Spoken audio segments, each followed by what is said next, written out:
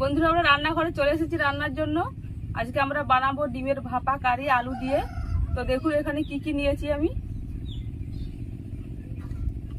এখানে সবার প্রথমে ডিম নিয়েছি 6টা, আর লাগছে সরষের তেল, আলু, বেসন, ধনে গুঁড়ো, এখানে গোটা জিরা আর শুকনো লঙ্কা আছে, গরম মশলা গুঁড়ো, তেজপাতা, জিরে গুঁড়ো, লবণ, পেঁয়াজ কুচি, লঙ্কা গুঁড়ো, আদা রসুন বাটা, কাঁচা লঙ্কা কুচানো, ধনে পাতা কুচানো, টমেটো কুচানো, হলুদ গুঁড়ো, এখানে দারুচিনি, লবঙ্গ, এলাচ আর জয়ত্রী রয়েছে।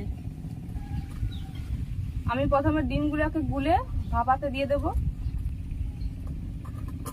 খুলব না।